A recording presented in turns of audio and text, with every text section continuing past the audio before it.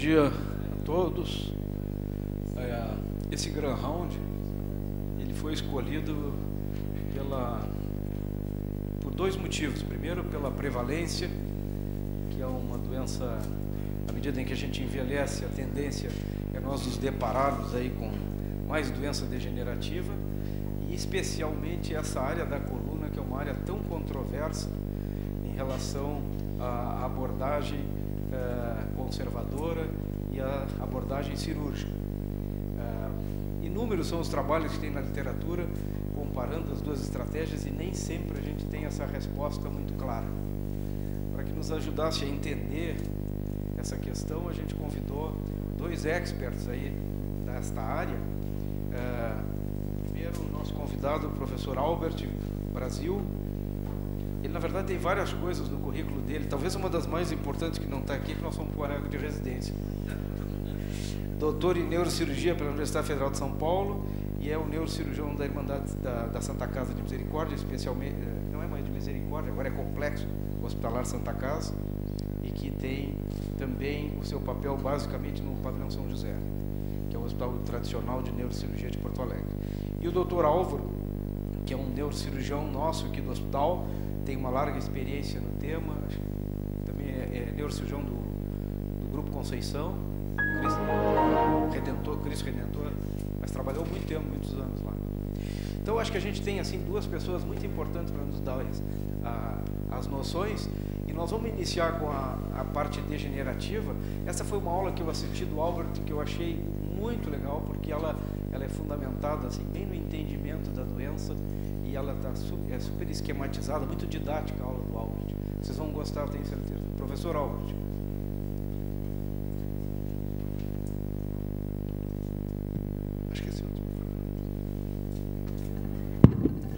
Bom, agradeço a honra do convite. Tá? Algumas semanas atrás, alguns meses atrás, foi feita uma discussão aí a respeito de como tratar a dor lombar, e falaria um especialista em dor, e pediram para mim para conversar sobre como que o cirurgião enxerga essa questão. Tá? Essa foi a aula que o Nazi assistiu, então eu queria agradecer especificamente ao Nazi, velho amigo, pelo convite, pela distinção de me convidar para conversar com os senhores sobre essa matéria, e que é uma aula completamente despretensiosa para os iniciados no assunto. Não vou falar absolutamente nada de novo. Para as pessoas que não estão tão familiarizadas, é possível que elas consigam entender um pouco como a gente enxerga essa questão. Então, aí demonstrados os meus conflitos de interesse. Para falar sobre esse assunto, então, nós vamos gastar 22 minutos aproximadamente. Tá? Eu dividi a aula em dois pedaços. A primeira fala sobre a anatomofisiologia normal da coluna lombar, para a gente entender como é que funciona uma coluna saudável, depois como essa coluna saudável envelhece de maneira também saudável, e dentro desse primeiro módulo ainda nós vamos falar como esse envelhecimento saudável eventualmente se transforma em doença. Na segunda etapa, nós vamos falar rapidamente sobre como a gente aborda os pacientes com esse tipo de doença e como a gente trata cada uma das 4 grandes patologias, que são, então, a hérnia de disco lombar, a estenose lombar, a espondilolistese degenerativa e a deformidade tridimensional degenerativa da coluna lombar, também chamada, então, de escoliose degenerativa. Vamos começar, então, pela coluna lombar, e sempre que se fala sobre a anatomia e fisiologia dessa região, a gente tem que ter dois pontos de vista que atuem concomitantemente. O primeiro é a visão focada no disco intervertebral, que representa o centro do processo degenerativo da coluna, e, ao mesmo tempo, enxergar como a degeneração desse disco intervertebral interfere sobre o funcionamento global da coluna. Vamos começar, então, pela visão focada. Nós temos aí um par de vértebras olhadas em perfil, e o disco intervertebral, então, está representado na sua posição com o seu núcleo pulposo, representado em cor-de-rosa, e a parte mais externa, então, é o anel fibroso. Se nós fizermos um corte axial do disco, nós temos, então, que o anel fibroso ocupa a parte externa, e a parte interna é o núcleo pulposo, que é principalmente constituído de um gel. O mais de 85% do núcleo pulposo é água. Tá? Quando um par de vértebras ligados, unidos por um disco intervertebral, sofre uma carga axial, aquela parte central líquida, ela dissipa as forças verticais em todas as direções e, com isso, ela permite uma acomodação e um amortecimento do impacto. Se nós olharmos a vértebra num corte axial, nós enxergamos o corpo na frente, o arco posterior por trás e o canal vertebral com o conjunto de raízes nervosas e, junto a cada um dos pedículos, as raízes que vão emergir pelo forame de conjugação logo abaixo. Se nós olharmos de trás para frente, uma coluna, nós vamos ver então as lâminas, as apófises espinhosas, as articulações interapofisárias, e se nós retirarmos esses elementos posteriores da coluna, nós vamos ver então o fundo de saco dural, as raízes nervosas saindo entre os pedículos e a relação de posição muito íntima entre então a raiz nervosa e o disco intervertebral. Do ponto de vista panorâmico, nós sabemos que a coluna precisa funcionar de uma forma equilibrada, de tal sorte que os músculos que estão ao seu redor não façam muita força para mantê-la na sua posição. Então, essa estrutura ela é mantida pela musculatura paravertebral, que é bem mais extensa que essas figuras vermelhas. Por definição, um corpo qualquer, na natureza, ele está em equilíbrio se nós definirmos o seu centro de gravidade e descermos uma linha vertical desse centro de gravidade. Se essa linha vertical passar pela base de apoio do corpo, esse corpo estará equilibrado.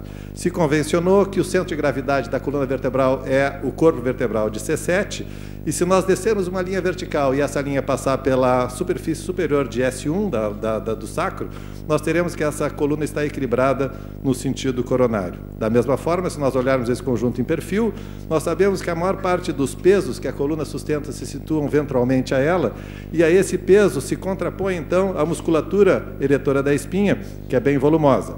Da mesma forma, se nós descermos uma linha vertical partindo do corpo de C7 e essa linha passar pela superfície superior de S1, nós entenderemos que essa coluna vertebral está, então, equilibrada. É mais ou menos assim que funciona uma coluna normal, em mínimas palavras. Como é que acontece o processo degenerativo que acompanha o nosso envelhecimento? Essa degeneração, ela não é doença. Doença degenerativa, a gente guarda esse termo para quando o processo de envelhecimento normal começa a provocar sintomas e sinais, etc. Como é que acontece a degeneração normal, que é saudável e necessária em todas as pessoas? Nós entendemos que, o que está descrito é que o processo se centraliza numa desidratação progressiva do núcleo pulposo. Esse núcleo vai perdendo volume pela perda da água, e à medida que o tempo passa, aquela carga que era dissipada primariamente pelo núcleo pulposo começa a se sobrecarregar sobre o anel fibroso. Dessa forma, costuma acontecer uma redução da altura do disco intervertebral e a frouxidão ligamentar que acompanha esse processo estimula a formação de osteófitos nas margens dos corpos vertebrais, que são os famosos bicos de papagaio, e esse processo acontece também ao nível das articulações interapofisárias que se situam dorsolateralmente ao canal.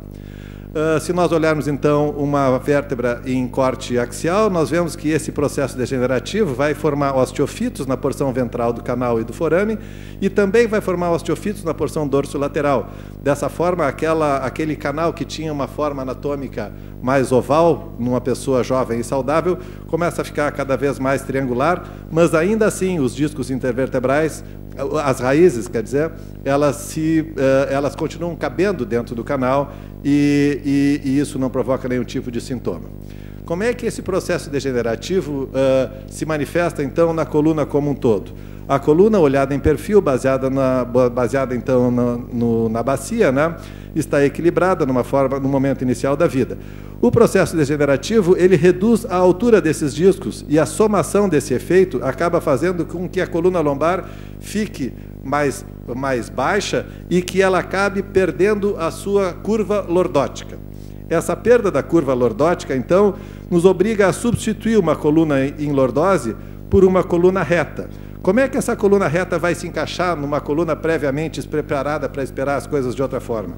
A bacia faz um movimento de retoflexão e a coluna torácica também faz movimentos de acomodação anterior, tudo isso com o intuito de manter a coluna equilibrada. Essa postura é a postura que vocês veem nas pessoas acima de 65, 70, 80 anos, que tem uma coluna lombar retificada, mas que tem seu centro de gravidade ainda passando levemente na frente do sacro, mas ainda sobre a cabeça dos fêmures, e isso é uma situação que nós chamamos, então, de um desequilíbrio já existente, mas um equilíbrio perfeitamente compensado e com o qual a maioria das pessoas consegue conviver de forma assintomática. Esse processo, então, que nós acabamos de revisar, ele eventualmente pode se transformar em doença. E quando isso acontecer, essa doença vai aparecer através de uma hérnia de disco, de uma estenose, uma espondilolistese ou de uma escoliose degenerativa. Esses fenômenos, frequentemente, eles se misturam uns com os outros, mas para a gente poder entender os fenômenos, é melhor a gente estudá-los em separado. Vamos começar pela hérnia de disco, que é a forma mais comum dessa doença e que tende a acontecer em pacientes mais jovens. Esses pacientes mais jovens, eles ainda têm um núcleo pulposo bem volumoso e, dependendo de fatores múltiplos, eles podem sofrer rachaduras radiais ao nível do ânulo fibroso. Quando isso acontece, esse conjunto funciona como um tubo de pasta de dente. A gente aperta em cima e a pasta de dente pula para fora. Se nós olharmos, então, em perspectiva antero-posterior, nós vemos que, dada a relação de posição entre a raiz nervosa e o disco, essa hérnia pode acabar comprimindo a raiz nervosa, provocando, então, dor, eventualmente diminuição de sensibilidade e de força. Um outro tipo de degeneração patológica é quando aquela formação de osteofitos que nós vimos anteriormente se torna muito exuberante. Nesse tipo de situação, o diâmetro do canal se reduz de tal maneira que o espaço disponível para as raízes se torna insuficiente. Nesse tipo de situação, nós vamos ter, então, sintomatologia de múltiplas raízes em vários níveis, que são representados pelas raízes que estão nos recessos laterais em vários níveis da coluna. Isso tende a ser em vários níveis ao mesmo tempo. A próxima forma de degeneração patológica é a espondilolistese degenerativa. Como nós conversamos anteriormente, pode ocorrer um afrouxamento das estruturas ligamentares entre as vértebras à medida que nós temos a degeneração do disco, e dependendo da anatomia intrínseca da vértebra e do grau de frouxidão ligamentar, pode acontecer um escorregamento da vértebra de cima sobre a vértebra de baixo. Nesse tipo de situação, o canal acaba ficando adicionalmente comprimido e, nessa circunstância, nós temos sintomatologia, então, de compressão intermitente das raízes nervosas, a popularmente conhecida claudicação neurogênica intermitente. Por último, a forma mais, digamos, maligna de envelhecimento da coluna, que acontece em muitas pessoas, mas em algumas delas ela evolui de uma maneira bastante agressiva, que é a chamada escoliose degenerativa. Esse fenômeno se acredita que acontece porque, olhando um par de vértebras de frente para trás, nem sempre a degeneração do disco ocorre de maneira simétrica. Eventualmente, a degeneração ocorre de forma assimétrica, e quando isso ocorre, a vértebra acaba se inclinando, a vértebra de cima em relação à de baixo. Devido à anatomia tridimensional das vértebras, quando ocorre esse movimento de inclinação lateral, obrigatoriamente a vértebra de cima tem que girar em relação à vértebra de baixo para se encaixar. Isso acaba provocando degenerações assimétricas das articulações interapofisárias e estenoses do canal, que às vezes são mais intensas de um lado, mais intensas do outro. Olhando de frente a esses pacientes, nós encontramos, então, uma curva que pode ser bastante acentuada, e de perfil a gente consegue enxergar várias espondilolisteses, às vezes retrolisteses nos níveis mais elevados. Esse fenômeno, quando ele ocorre de forma muito exacerbada, pode provocar uma perda do equilíbrio da coluna. E é fácil de entender que, numa situação desse tipo, a musculatura tem que fazer uma força enorme para manter as coisas no lugar, o que acaba, às vezes, provocando uma dor mecânica, às vezes incompatível com uma vida de qualidade razoável. Da mesma forma que a gente tem essa...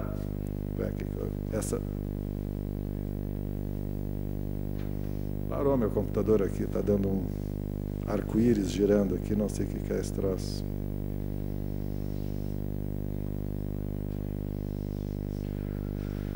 Espero que ele ressuscite. Putz, o que é isso? Alguém entende de Mac aqui para fazer? Quando tem uma rodelinha, um arco-íris girando assim, o que a gente faz? É? Não.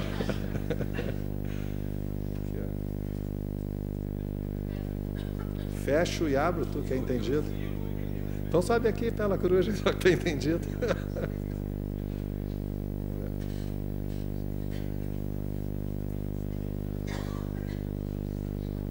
Fechei. Abro de novo? Não, normalmente tem que reiniciar o computador.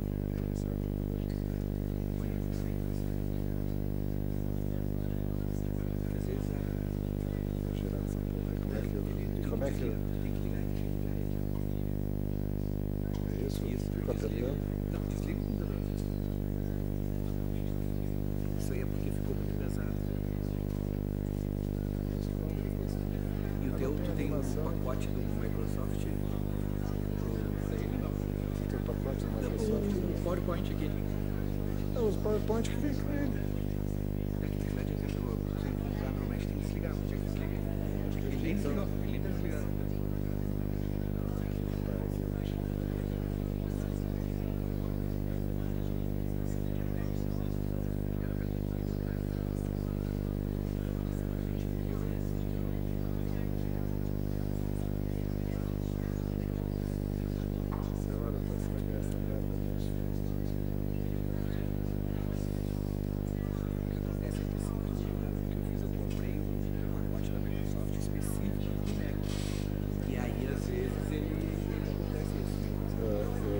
Falar aquilo que o cara que quando brocha diz, né? Nunca tinha me acontecido isso antes. Bom, deixa eu me achar aqui.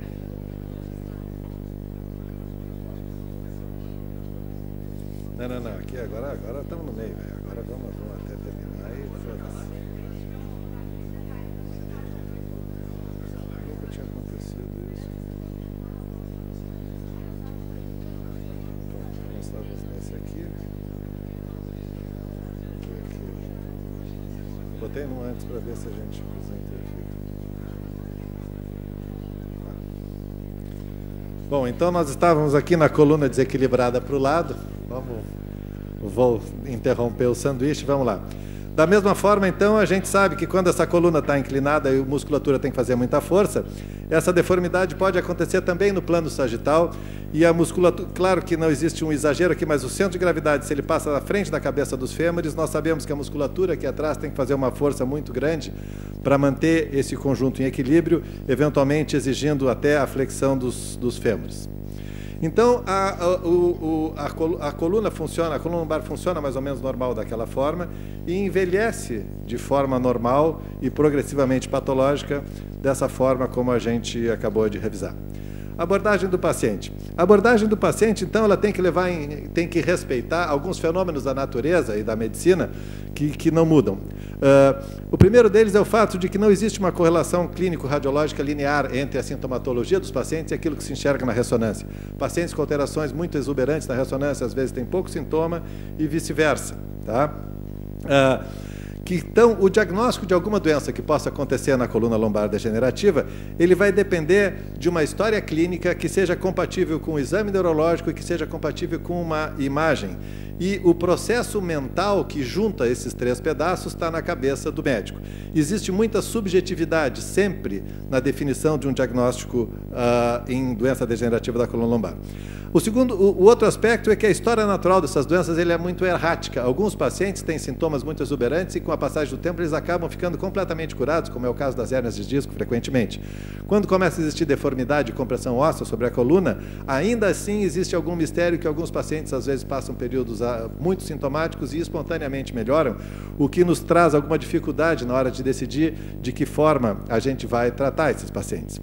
O grande problema disso tudo é que o nosso diagnóstico ele acaba, então, se baseando bastante na nossa subjetividade, na subjetividade do paciente, mas a partir de uma conversa subjetiva, nós acabamos enchendo de parafusos a coluna de uma pessoa, que é uma coisa completamente concreta e objetiva, e depois, quando o paciente volta para o teu consultório, o julgamento sobre se aquilo tudo está certo volta a ser subjetivo. É o paciente que vai nos dizer se aquilo que se julgou estava correto e aquilo que se fez era apropriado.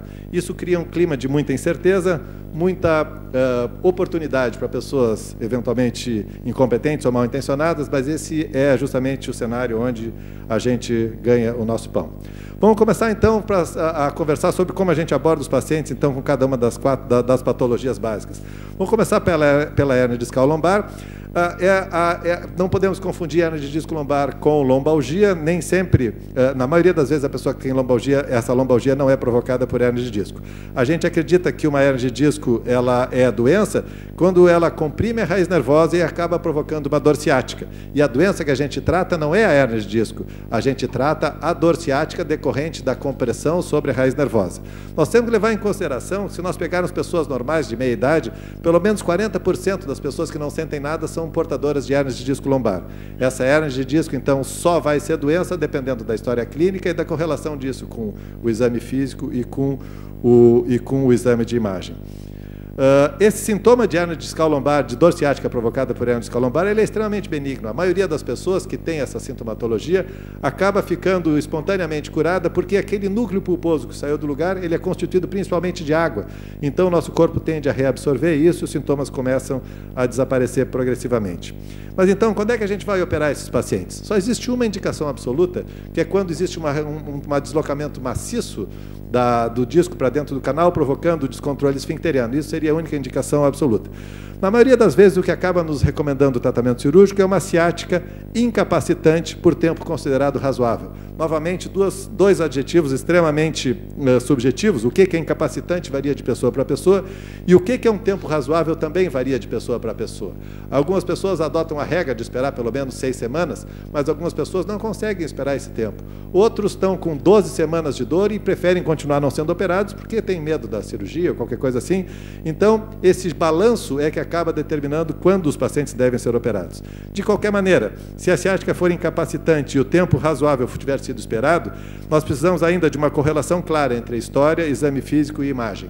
Isso tudo junto, nós estamos autorizados a recomendar tratamento cirúrgico para esse paciente. A hernia de disco, então, como nós comentamos anteriormente, é uma doença simples, é a presença de um corpo estranho dentro do canal, e o tratamento cirúrgico também é simples, a gente afasta a musculatura, bloqueia um canalzinho pela lâmina de trás e retira aquele pedaço de disco intervertebral e, dessa forma, as raízes se reacomodam no seu devido lugar. É uma cirurgia que geralmente tem um resultado cirúrgico bastante satisfatório, mas não deixa de ser as suas complicações. A pergunta sobre se o resultado conseguido com a cirurgia também não poderia ser obtido com tratamento conservador fica sempre em aberto, mas mesmo assim é uma cirurgia que se faz com grande frequência. Vamos passar para a estenose degenerativa do canal lombar.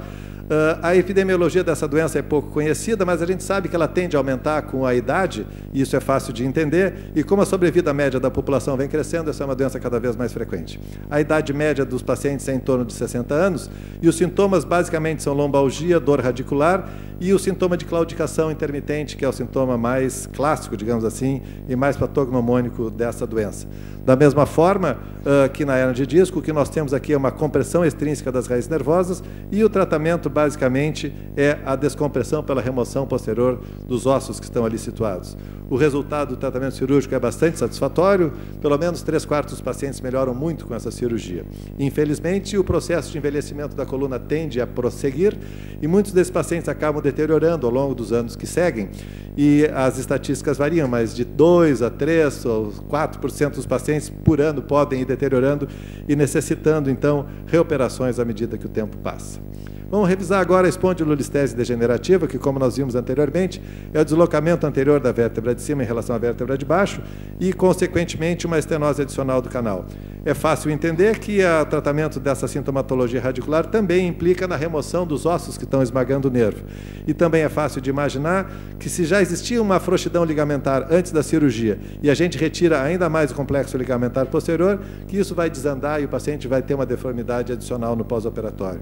A solução que é proposta pela medicina, então, é colocar enxertos ósseos entre a vértebra de cima e a de baixo, de tal maneira que se forme ali um calo ósseo e impeça esse movimento. Ocorre que esse segmento da coluna é muito móvel, e se nós fazemos isso, apenas 60% dos pacientes acabam consolidando as suas artrodeses.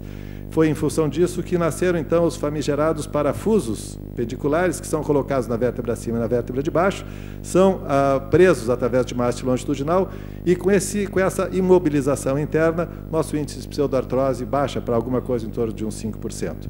Quando nós estamos tratando, então, a espondilolistese, já começa a haver uma preocupação não só com a síndrome radicular, mas também com o desequilíbrio global da coluna, e esses pacientes devem ser estudados. Eventualmente, algum desses pacientes, a gente vai estudar com mais detalhe e ver que o seu centro de gravidade está passando na frente dos fêmures. Nós temos, então, uma situação de uma coluna desequilibrada, e nesse tipo de situação a gente tem que fazer uma cirurgia que tenha a pretensão de corrigir um pouco a forma dessa coluna. Isso eventualmente pode ser obtido pela colocação de um cage metálico entre as duas vértebras e a compressão posterior dessas vértebras, de maneira a aumentar a lordose lombar e, com isso, trazer o eixo axial mais para trás e colocá-lo sobre os pontos de apoio.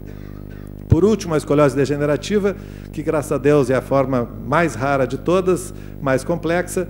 mas que em alguns pacientes acaba se manifestando de forma bastante agressiva. Esses pacientes, então, a representação esquemática seria de que nós temos espondilolisteses anteriores e posteriores, olhando de perfil, e que, olhando em AP, a gente tem uma deformidade, geralmente com o seu ápice de curva em torno da vértebra L3. O tratamento é pela remoção da parte posterior, de maneira a descomprimir todos os nervos, só que isso desestrutura ainda mais a coluna. Para que a gente possa recolocar isso no lugar, a gente vai colocando aqueles queijos entre as vértebras e tentando reconstituir a curva lordótica. Depois a gente vai colocando os parafusos e a colocação desses queijos acaba geralmente recolocando a coluna mais ou menos no lugar, de tal maneira que a gente tem um pré-operatório e um pós-operatório.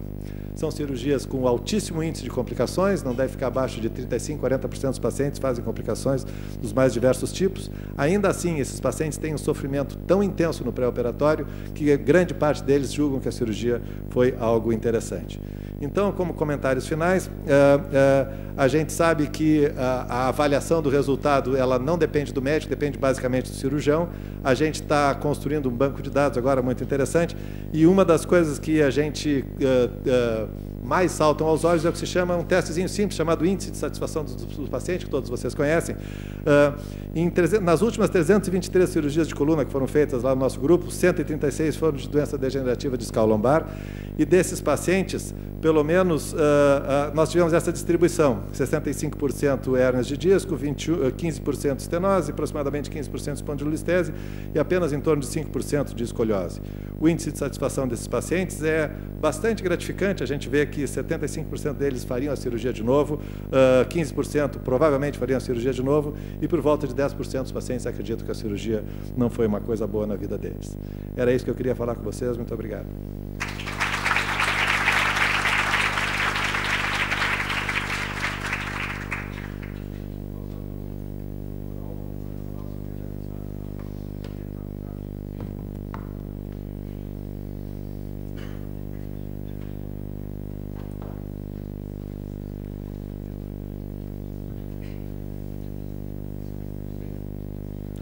Bom, continuando no tema coluna, mas é uma aula bem diferente, né? A única similaridade, digamos, é a região anatômica do corpo.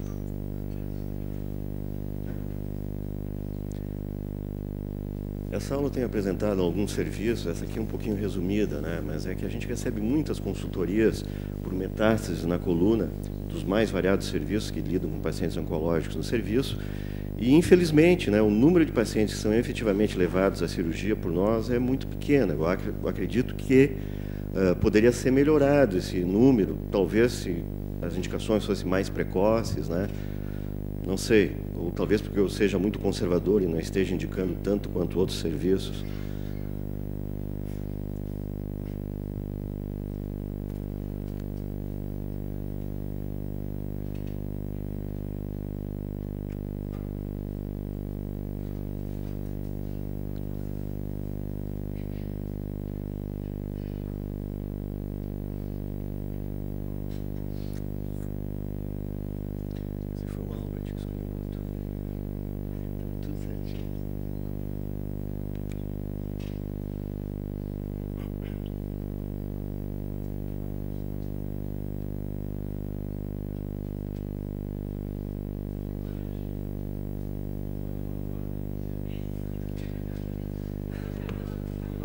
Tem que ter reserva.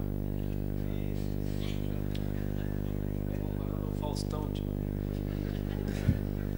Bom, então nosso tema é metástase na coluna vertebral. Esse é o meu conflito de interesse. Esqueci de citar aqui que a Depuy Síntese também patrocina nosso Journal Club de coluna, todas as terças-feiras de manhã com um lanchinho. Bom, como tem muito estudante, eu gostaria sempre de ressaltar o seguinte: esses são os criadores do conceito de medicina embasada em evidência, o Sackett e outro pessoal, no início dos anos 90, final dos anos 80, desenvolveram esse conceito, né? Eles sempre ressaltaram que eram essas três coisas que constituem a medicina baseada em evidência: a melhor evidência externa, não necessariamente um ensaio clínico randomizado ou uma meta-análise. A experiência clínica do médico ou do cirurgião não foi nunca descartada, se bem que em alguns lugares ou algumas instâncias é descartada a experiência clínica do cirurgião. E o outro ponto a ser levado em conta é a escolha do paciente, as preferências do paciente. Na última edição desse livro, que é de 2010, eles qualificaram um pouquinho mais essa escolha do paciente e subdividiram também em onde o paciente se encontra, né, as circunstâncias do paciente, né, provavelmente dizendo que não dá para tu achar que o mesmo paciente em Uganda, em Nova York, no Brasil, tem o mesmo tipo de infraestrutura, realidade econômica, cultura, etc. Só para ressaltar isso. Mas começando, então, qualquer livro-texto ou qualquer banco de dados ou qualquer coisa vai ter essas coisas já prontas. No UpToDate, por exemplo, provavelmente é muito parecido com isso, né?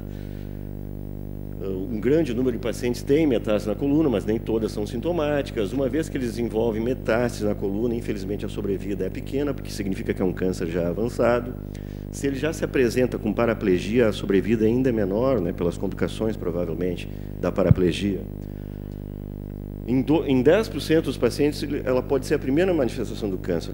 O paciente nem sequer sabia que tinha câncer e começa a ter dor na coluna, né? E em 90% dos casos, esses pacientes se apresentam com dor.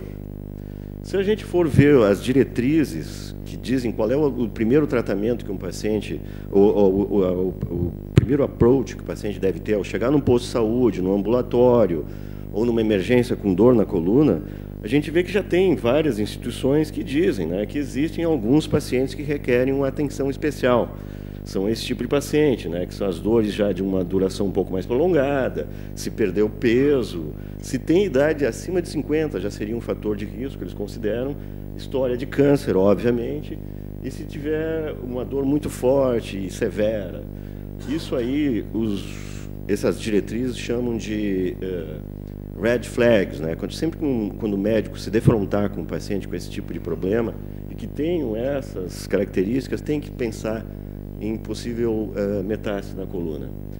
O diagnóstico, uma vez suspeitado, antigamente se fazia raio-x, tu poderia até ver que tem um pedículo erosado, a tomografia auxilia, mas na verdade hoje em dia a gente tem que partir direto para a ressonância, que é que nos vai dar outros dados que o simples raio-x ou a tomografia não nos dão, por exemplo, se existe ou não compressão das estruturas nervosas, né, das partes moles, não vamos ver só o osso.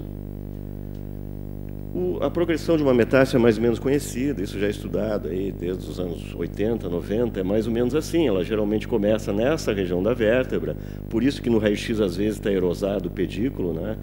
Inicialmente ela é só na parte óssea, mais tarde ela já começa a invadir o canal e aí o paciente poderá ter sintomas neurológicos, até aqui poderá ter ou ser assintomático ou ter dor, aqui já poderá ter sintomas neurológicos. Essa é mais ou menos a progressão normal das metástases. Então, quando uma metástase apenas óssea, a gente diz que é uma metástase óssea, né? Quando ela já tem uma compressão das estruturas nervosas, seja ela a medula ou a caudequina, nós já dizemos que ele tem uma compressão epidural metastática da medula espinhal, ou então, na sigla em inglês, é Metastatic Epidural Spinal Cord Compression. Então, é basicamente isso que preocupa mais nós, cirurgiões, né? Porque a maioria desses pacientes, por exemplo, se for diagnosticado precocemente, vai ser tratado com quimio e radioterapia, não vai necessitar de cirurgia. Essa é uma paciente que foi diagnosticada num outro hospital 10 meses antes, um CA de mama, foi feita a biópsia, não sei o que foi feito de tratamento exatamente, não me lembro exatamente o que foi feito de tratamento da mama, já tinha essa tomografia daquela ocasião, e ela apareceu numa emergência 10 meses depois, onde eu trabalhava com essa metástase que não foi tratada com esse aspecto. Então, existem questões, às vezes, de acesso, às vezes de negação da doença pelo paciente, que prejudicam também que esse paciente possa ser tratado adequadamente. O que a gente tem que ressaltar é que a cirurgia para metástase da coluna, ela é, no final das contas, ela é sempre paliativa, né? A gente já não está querendo curar um paciente com uma metástase na coluna, é um paciente com câncer avançado.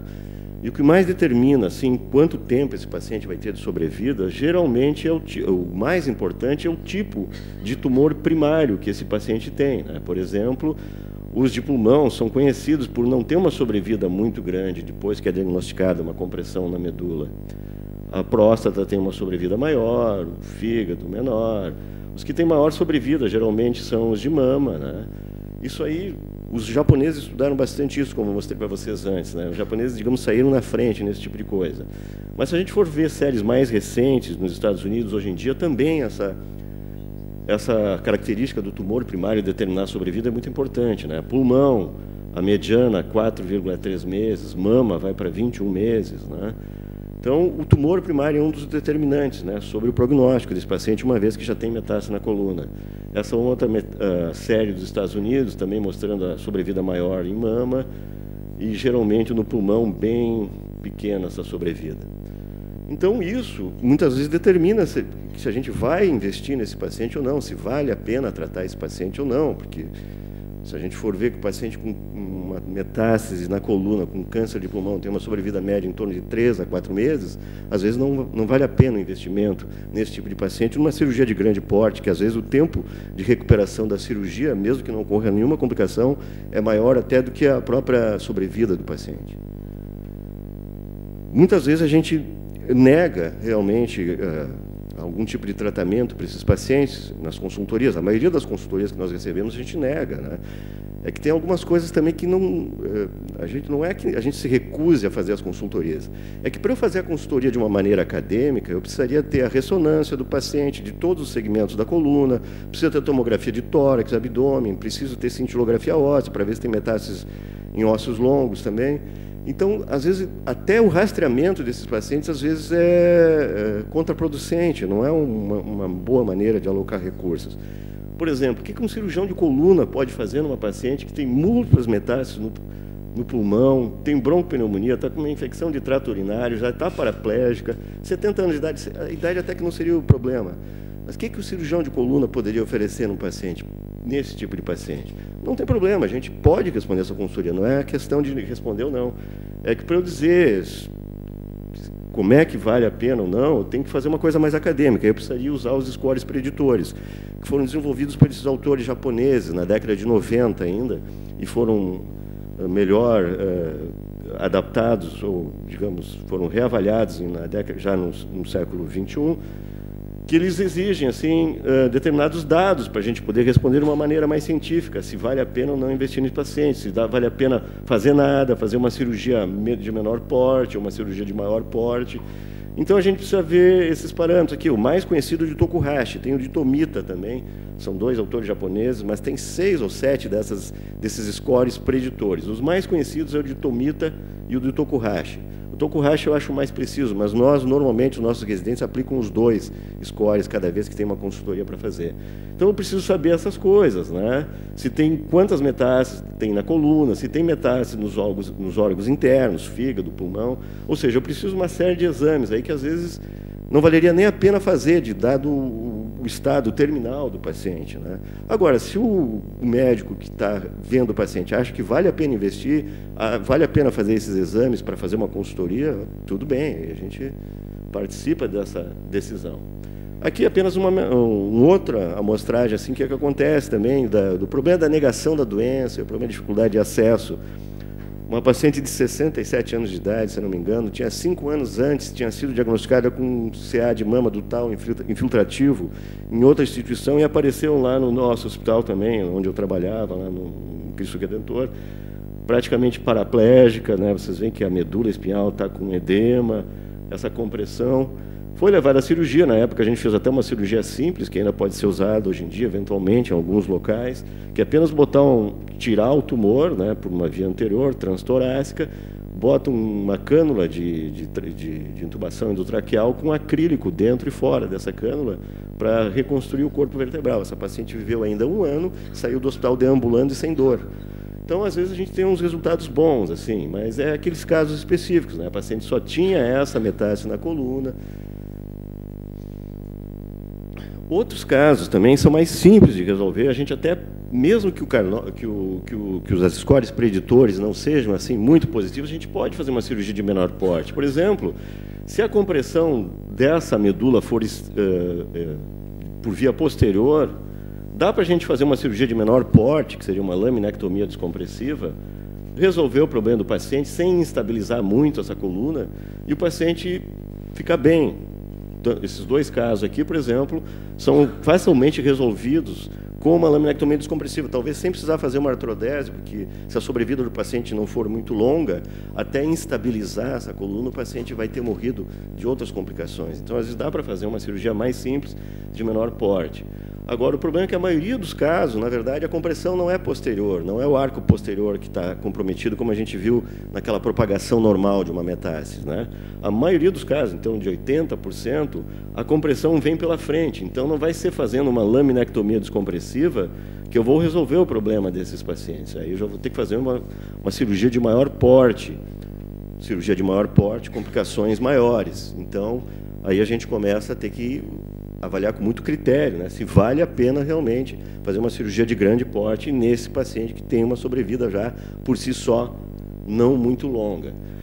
A gente já fez vários tipos de cirurgias que depois a gente questiona se valeria a pena ter feito ou não. Por exemplo, hoje em dia, dificilmente a gente vai indicar, a não ser que o tumor seja desconhecido, a gente não saiba que esse tumor aqui é um mieloma, por exemplo. Mas, normalmente, hoje em dia, não se opera mais linfomas e mielomas, né, que tem comprometimento na coluna, porque esses tumores são extremamente radiosensíveis, né? Então, o tratamento com quimio e radioterapia geralmente controla esses tumores. Muitas vezes, a gente acaba fazendo cirurgia porque não tem o diagnóstico definitivo e tem uma compressão medular. Mas, se o paciente, por exemplo, não está paraplégico, está só com dor, dá para ele aguentar o tempo da radioterapia, provavelmente não vai piorar nesse período e não vai precisar fazer uma cirurgia. Outros casos, por exemplo, melanoma, não tem muita coisa na literatura assim sobre o prognóstico desses pacientes, mas a gente muitas vezes opta por operar o paciente porque a gente acha que é um paciente investível. Ele era um paciente jovem, se não me engano, ele tinha 31 anos de idade, tinha uma metástase cervical, olha aqui, ó, a medula dele é essa parte cinza, isso aqui já é um melanoma comprimindo, né? Ele ainda deambulava, né? Mas provavelmente não iria deambular por muito mais tempo se não fosse feito nada, né? Então nós resolvemos operar o paciente, foi feito uma corpectomia, né? Via anterior, foi feita a substituição do corpo vertebral, foi colocada uma placa em suporte aí para não deixar essa substituição do corpo vertebral comprimir o esôfago e traqueia. E esse paciente viveu ainda 1 ano, né? Ele tinha uma criancinha pequena de 1 ano de idade, ainda pôde participar, né, mais 1 ano da criancinha dele.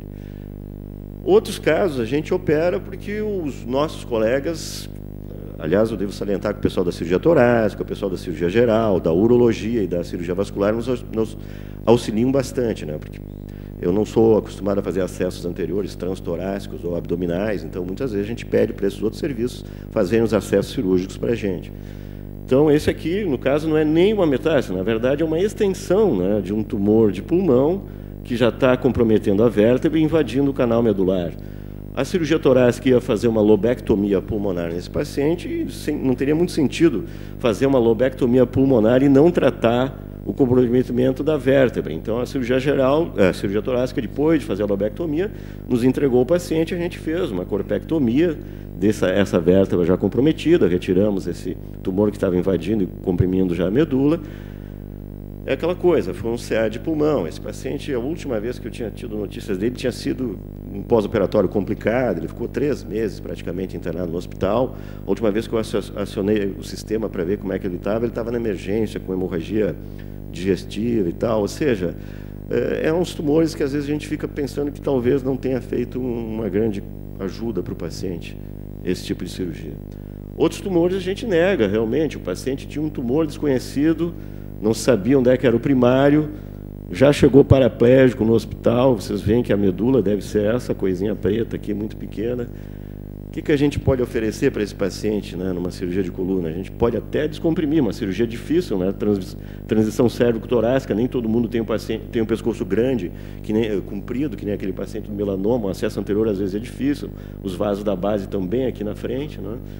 Então, um paciente já paraplégico, com um tumor de origem desconhecida, operar para quê? Ele provavelmente vai continuar paraplégico e vai ter todas as complicações da cirurgia.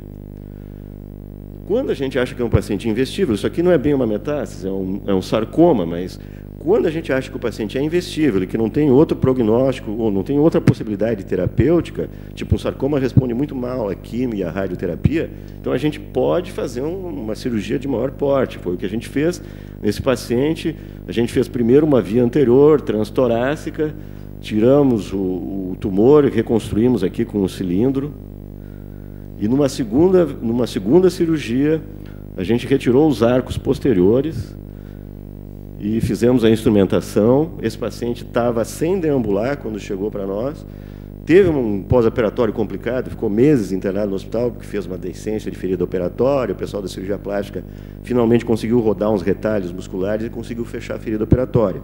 Mas esse paciente que não deambulava e tinha muita dor, saiu do hospital deambulando e agora já está com 4 anos de pós-operatório, assintomático e sem sinais de recidiva do tumor. As complicações, então, assim como são grandes nas cirurgias de doenças degenerativas, nas cirurgias de tumor também são grandes, porque esses pacientes também já são fragilizados pela própria doença primária. Então, em séries recentes, como essa aqui, da Califórnia, de 2011, as complicações em 30 dias chegam a 34%, e são as mais variadas possíveis, como vocês podem ver aqui, né? Desde infartos do miocárdio, insuficiências respiratórias, edema pulmonar, pioras neurológicas ou novos déficits neurológicos, né? Então, a gente está tentando operar o paciente para ele não ficar o déficit neurológico e, de repente, a nossa cirurgia faz com que ele fique com o déficit neurológico. Complicações tardias ocorrem, por exemplo, o que a gente não deve fazer, por exemplo, isso aqui era um tumor que foi tratado em outro hospital, era um tumor dessa série hematológica, que provavelmente não se operaria mais hoje em dia. Foi feita uma longa laminectomia descompressiva e, ao longo dos anos, o paciente desenvolveu uma cifose pós-laminectomia, que também começou a comprimir a medula lá atrás, né? Então, isso é uma complicação muito difícil de ser tratada. Então, se é para fazer a cirurgia, é para fazer bem feita. Talvez era para ter sido feita uma artrodese no início, nesse paciente, se é que precisava realmente operar, senão só a radioterapia poderia resolver. Complicação cirúrgica nós temos também, né? Infelizmente, é por isso que a gente fica, às vezes, recalcitrante, assim, fica muito liberal em indicar cirurgias. Esse é um paciente que tinha essa compressão medular, como vocês estão vendo aqui, a medula é essa partezinha mais cinza aqui. A gente fez a cirurgia, fizemos a corpectomia, com uma substituição do corpo vertebral, com instrumentação. O pós-operatório, infelizmente, apesar da nossa cirurgia radiologicamente ter ficado boa, mas o paciente desenvolveu uma isquemia medular, né? E ficou paraplégico. E o pior de tudo é que depois a gente foi ver que essa compressão não era sequer metastática, era um tumor benigno primário da coluna, era um hemangioma atípico da vértebra, né? Então, o coitado, lógico, ele iria ficar paraplégico se a gente não tivesse operado, né? Mas a gente, digamos, acelerou essa paraplegia do paciente. Justamente, provavelmente, por algum detalhe na vascularização medular ali, durante a cirurgia, que... Bom, há alguns anos atrás surgiu um artigo assim, que foi comentado, né, mostrando, né, que a cirurgia era superior à radioterapia. Então, aí o pessoal começou a pedir mais consultorias para nós. Não, olha aqui, ó, tem esse artigo no New England, no Lancet, mostrando que cirurgia é superior, tem que operar. Calma, tem que olhar realmente aqui, ó, se a gente for ver aqui, esse azul escuro é os pacientes que foram operados, que realmente tiveram uma sobrevida melhor do que aqueles que foram somente submetidos à radioterapia. Mas, quando a gente for ler o artigo, a gente vê que, na verdade, o critério de seleção já era que teriam que ser pacientes apropriados para fazer tratamento cirúrgico. Ou seja, aqueles que tinham tumores que não eram considerados cirúrgicos, ou porque eram... ou então aqueles tumores muito radiosensitivos, que também não eram considerados candidatos à cirurgia, já eram descartados lá no início. Então, na verdade, eles demonstraram o óbvio, né, que se o candidato é um bom candidato para a cirurgia, é melhor operar do que só fazer radioterapia, né? Então, na verdade, tem que olhar as entrelinhas, digamos, do artigo.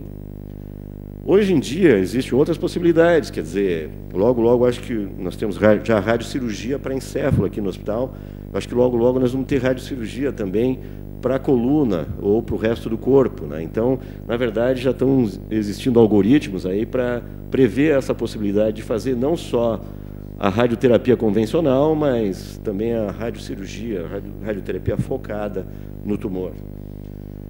Instabilidade, que é a indicação ou não de cirurgia, bom, é um conceito assim muito fluido. Ele já é difícil, muitas vezes, até em trauma, tu considerar se o paciente está instável ou não na coluna. Mas em trauma é uma coisa mais óbvia. Agora, em tumor, é mais difícil ainda tu dizer, não, essa coluna está instável ou não. Tem essas definições aí clássicas, né? Então, hoje em dia, a gente tem aquela história do conceito das duas colunas, né? Que os corpos é a parte que recebe a carga, né? O peso, e os elementos posteriores, os ligamentos, as apófises espinhosas, os arcos posteriores da vértebra, dão uma tensão nessa coluna para ela ficar mais ou menos no lugar, né? Isso é uma coisa assim, digamos, fundamental, né? É o conceito das duas colunas, que a gente já era no antigo e foi ressuscitado agora, esse conceito das duas colunas. Mas, mesmo assim, os especialistas não chegaram assim, a um acordo, não existe assim, uma coisa muito evidente, isso é instável, isso é estável. Então, isso aqui é uma tentativa, né? Esse grupo é um grupo de cirurgiões de tumores de coluna, que se reuniu, fez aquele processo Delphi, né? Que eles vão tentando entrar em consenso, o que é importante para a gente considerar, o que é instável, o que não é instável e tal. E eles saíram, então, com essa escala aqui, né? Que a gente vai dando uma nota para saber se, no final das contas, essa coluna está instável ou não. Então, eles dizem que se o paciente chegar naqueles scores aqui, se até 7 a 10, 7 a 12 poderia ser indeterminado, né? Só acima de 13, que aí você poderia dizer que realmente é instável aquela coluna. Então, uma outra indicação que teria para a gente fazer cirurgia da coluna no tumor é instabilidade ou não, mas mesmo isso é uma coisa muito fluida. Só para um exemplo final aqui, só para mostrar então que a gente não foge da briga, só que é uma testemunha de Jeová, que tinha uma metástase CA de mama, que nós operamos, saiu muito bem também, quer dizer, a gente não foge da briga, até a testemunha de Jeová, que não pode receber sangue, dá para fazer cirurgia. Mais tarde ela voltou para nós com essa metástase, um ano depois, com metástase lombar, mas ela foi tratada só com terapia adjuvante, e até hoje já tem uns 3 anos de pós-operatório, e ela continua bem, deambulando, sem problema. As más notícias é que a gente viu aqui, o pessoal da nossa epidemiologia demonstrou que nós vamos ficar ainda com alguns cânceres em crescimento na nossa população, mas já estão surgindo boas notícias, né? Que com essas novas drogas, terapias moleculares e antiangiogênicas, já está se refletindo também no prognóstico de cirurgias de coluna, já está se refletindo mesmo nesses pacientes terminais, que já têm metástase na coluna, poderão se beneficiar, já estão questionando que essas escalas de Tomita e do Tokuhashi que a gente usa, têm que ser modificadas, né, agregando essa novidade, que são essas terapias mais recentes, oncológicas. E agora saiu essa semana no Spine, um grupo de 2.300 pacientes tratados no período de 11 anos em Copenhague, e eles mostraram que, ao longo dos anos, deu para notar, por exemplo, em 2 tumores, no tumor de pulmão e no tumor renal, que mesmo que ele já tendo comprometimento na coluna, nos últimos anos, a sobrevida desses pacientes, passando de 1 ano, tem sido bem diferente. Por exemplo, em 2005, um paciente só que foi operado com uma metástase de coluna de pulmão tinha passado de 1 ano de sobrevida. E já em 2010, 6 pacientes, ou seja, 30% dos pacientes que tinham metástase de pulmão na coluna já estavam vivendo mais de 1 ano. Na renal também houve uma diferença, apesar que o Q quadrado não mostrou, mas na regressão de Cox mostrou. Então já tem alguma novidade que talvez dê um pouquinho mais de ímpeto para a gente investir nesses pacientes, né? Então, acho que basicamente era isso.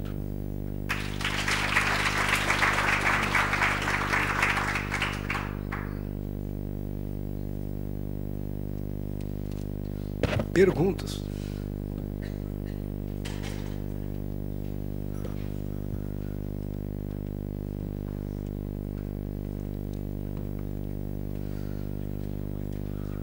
Não, tá bom. Temos 5 minutos para perguntas.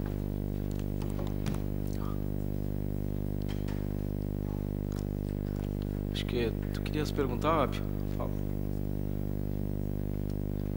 Nós estamos meio mal de microfone. Alô?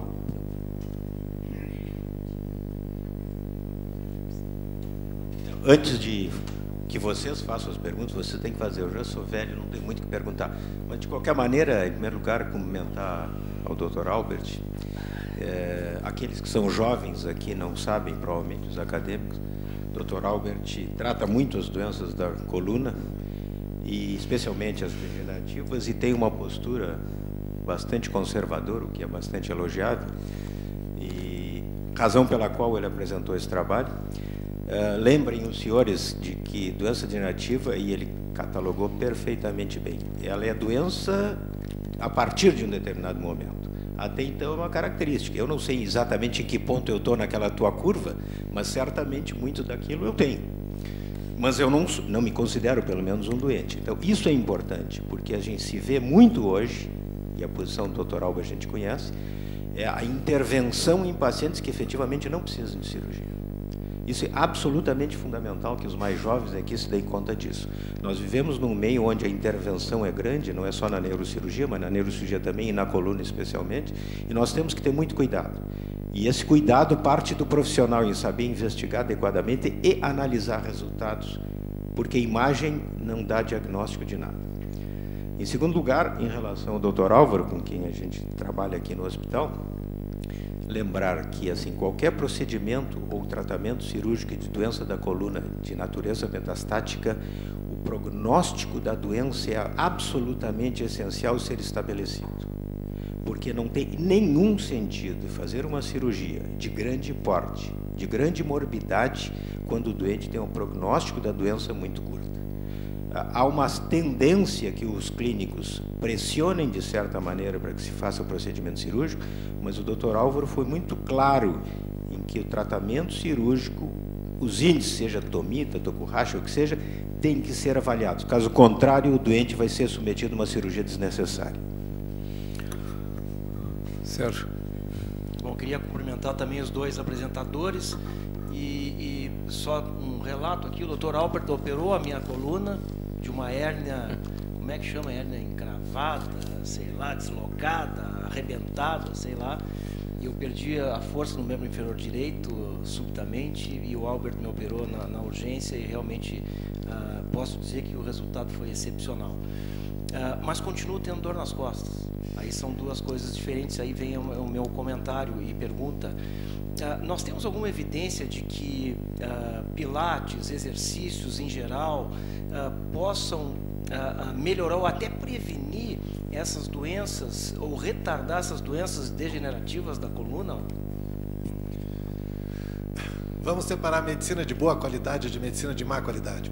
Medicina de boa qualidade. Masculino, 40 anos, obeso, fumante, hipertenso, tem uma angina. Eu não sei se o número que eu vou falar é certo, mas o cardiologista diz para o cara, olha, tu tem 80% de chance de ter um infarto em um ano. Se tu perder 20 quilos, vai para 60, se tu parar de fumar, vai para 40, se tu controlar a tua pressão, vai para 20. É mais ou menos esquematicamente isso aí.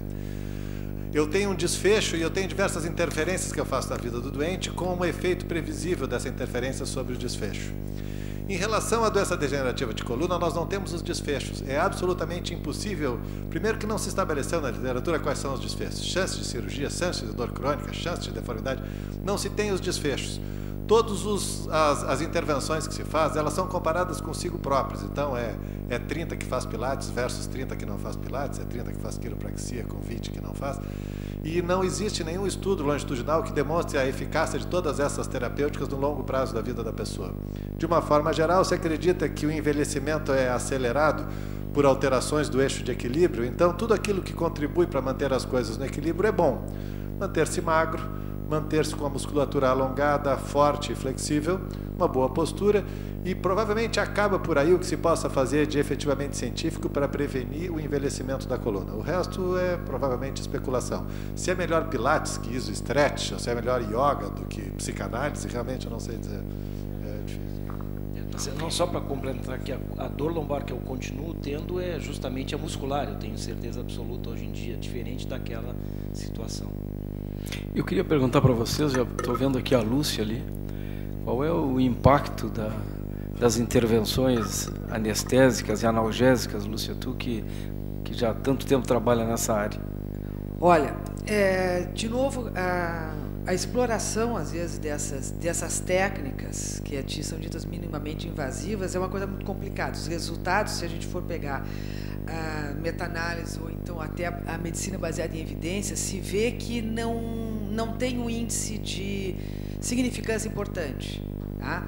O que se coloca? Nenhuma intervenção ela é afastada de uma mudança de educação do paciente, que vem aí o que o Albert disse, perda de peso. Aí a pergunta do Pilates ou o que seja, tudo o que colocar, todos os trabalhos em que se fortalecer a musculatura de coluna para dar o apoio que temos que ter e também diminuir a força em abdômen, tudo que nos deixar equilibrado vai bem. Tá? Bom, aonde é que entram essas, vamos dizer então especificamente o que se pode fazer em termos de anestesia, vamos para os bloqueios peridurais ou para os bloqueios foraminais. Depende do que se tem uma situação aguda, o doente não está aguentando a dor, ele tem comprovadamente uma radiculopatia. né, e que provavelmente por hérnia de disco, porque as outras, quando é compressão, porque não era de disco, mas porque o canal está fechado, ou seja, o foraminal, já não são as indicações precisas, se faz numa tentativa de empurrar, eventualmente, uma cirurgia e tirar o doente da crise. Mas o que não afasta os cuidados posteriores, que vem cuidado com peso, cuidado com o exercício e assim por diante. Então, essas terapias isoladas não resolvem. E tem que se fazer muito bem o diagnóstico do que é uma radiculopatia ou do que é um quadro de dor persistente por um quadro neurológico, ou que nós temos de presença de dor muscular que não vai resolver com o procedimento. Então, é essa confusão que às vezes leva a uma série de intervenções desnecessárias e que todas elas têm o seu risco. Então, sempre tem que ser bem pesado. Então, uma intervenção com um diagnóstico preciso e com uma continuidade do tratamento, ou seja, tudo o que o paciente pode fazer em termos de melhorar a sua situação de sustentação dessa coluna, não é? Então, os vícios, o peso, então, tudo o que nos leva a uma piora do quadro progressivamente, que podemos acelerar esses processos de degeneração. Mais alguma pergunta?